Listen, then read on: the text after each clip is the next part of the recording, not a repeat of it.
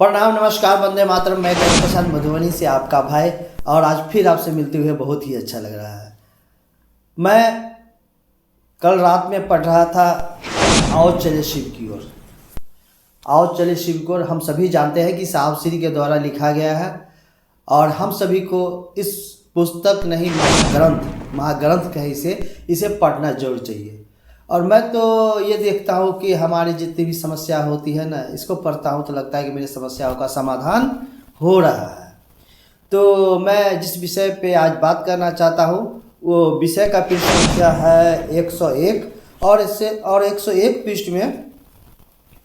पृष्ठ में हमने जो पढ़ा वो एक अलौकिक बात है, हमने आज तक नहीं पढ़ा। और मैं इस पुस्तक को पढ़ा भी था, लेकिन इस बात को हमको लगता है कि मैं पहली बार पढ़ रहा हूँ, कैसे मिस हो गया और ये बात क्या है, निश्चित रूप से आप जानना चाहेंगे। तो आइए, आपके पास यदि ये महाग्रंथ आओ चले शिव की ओर है तो खोल लीजिए, और मैं आपके साथ ही पढ़ता हूँ। मैं जो पढ़ूँगा उसे तो आप सुनेंगे ही, और आपसे आग्रह है कि इस वीडियो को देखने के बाद जो कमेंट में आप अपने विचार को जरूर लिखेंगे। तो आइए, जो मैं पढ़ा हूँ, जो मैं जाना हूँ, जो मैं समझा हूँ, उसे मैं फिर से पढ़ के आपको सुनाता हूँ। साहित्य में सर्वोच्च गुरु इसका हेडिंग है। और साहब श्री लिखते हैं कि भारतीय आध्यात्मिक साहित्य में अध्यात्म के सर्वोच्च शिखर पर शिव स्वयं विराजते हैं। अध्यात्म के सर्वोच्च शिखर पे कहाँ? तो भारतीय आध्यात्मिक साहित्य में। भारतीय आध्यात्मिक साहित्य है यानी जो धर्म ग्रंथ वगैरह जो लिखा गया है, उस अध्यात्म के सर्वोच्च शिखर पर हमारे गुरु शिव विराजते हैं। तो अब कौन सा ग्रंथ बाकी रह गया? आइए आगे बढ़ते हैं। शिव से निस्तृत होकर ज्ञान पुस्तक और साहित्य का रूप लेता है। भारतीय साहित्य वेदों से आरंभ होकर निवर्तमान काल में दक्षिण भारत के पेरिये पुराण पर माना जा सकता है। साहब श्री पेरिये पुराण के विषय में कई बार अपनी चर्चाओं में बोले हैं। जैसे शिव पल प्रतिपल है, वैसे ही साहित्य का सृजन भी वर्तमान है और प्राचीन है। वेद भारत का सर्वाधिक प्राचीन साहित्य है। वेद से पुराना कोई साहित्य अभी तक इस देश में उपलब्ध नहीं है। 4 वेदों में शिव मूलतः रुद्र के रूप में जाने गए।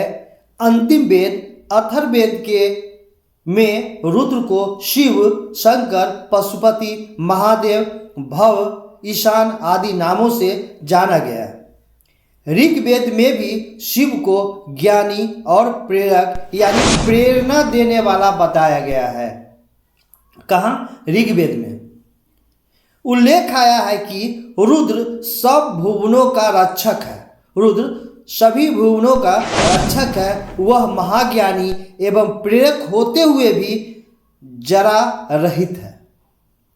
हमें अहर्निश, साहब से अहर्निश का मतलब कहते हैं ना कि दिन और रात, हमें अहर्निश उनकी प्रार्थना करनी चाहिए। वेदों के बाद जो समय आया वह समय था सूत्रों, आरण्यक, उपनिषदों और पुराणों का।